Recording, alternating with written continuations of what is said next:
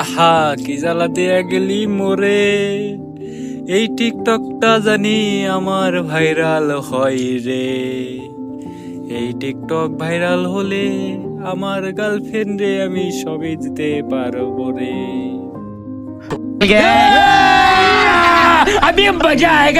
এই মহিলাটি গান গাইছে মনের সুখে, শেষে অনেক মজা আছে, দেখতে পারেন ভিডিও। বন্ধু বন্ধু, আমি একটা নতুন গার্লফ্রেন্ড বানাইছি।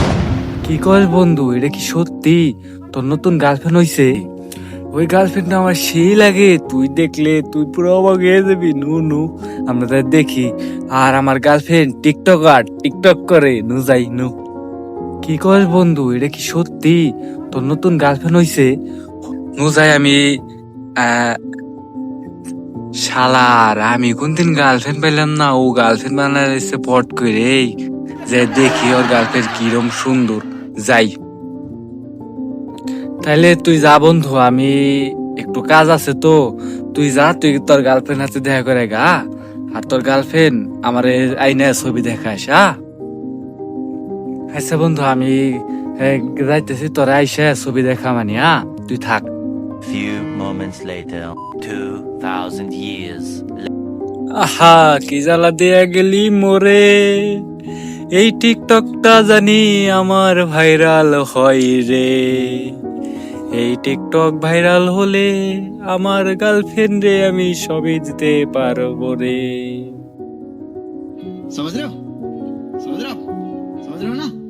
এই সাদিয়া, তোমাকে আমি ভালোবাসি।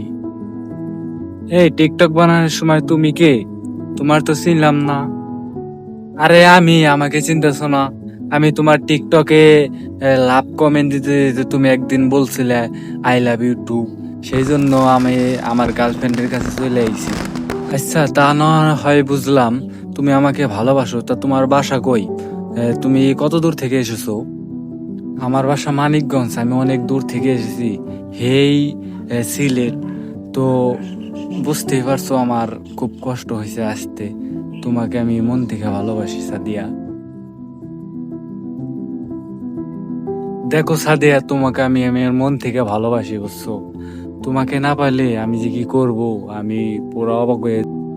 আরে তুমি তো আমার মেয়ে ক্যারেক্টার দেখে ফিদা হয়ে গেছো। আমি তো মেয়ে না, আসলে আমি আসলে ছেলে। দেখবা? আচ্ছা তোমাকে আমি দেখাইতেছি, দেখো।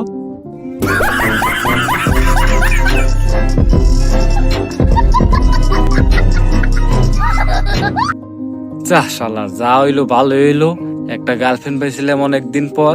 তারপরেও সে বেড়াইলো ছেলে। টিকটক শালা, টিকটক রে, টিকটক সেলোট। আপনি কি সত্যিকারের ভালোবাসা খুঁজতে চান? তাহলে আমার কথা শুনুন, কারণ আমি যে ভালো জ্ঞান দিতে। সত্যিকারের ভালোবাসাটা হলো যেমন তুমি খাইতে, বসতে, উঠতে, শুইতে সবসময় তার কথা মনে পড়বে, এবং কি কোনোদিনও তাকে ভোলা যাবে না, এটা ভোলা অসম্ভব। আর তুমি যে ব্যক্তিকে মন থেকে ভুলতে পারবে না, সেটাই তোমার আসল ভালোবাসা। সেটা যে কোনো ব্যক্তি হয় না কেন, কারণ মনটা তো মানুষের কন্ট্রোলে নাই। আর বুঝই তো তোমরা।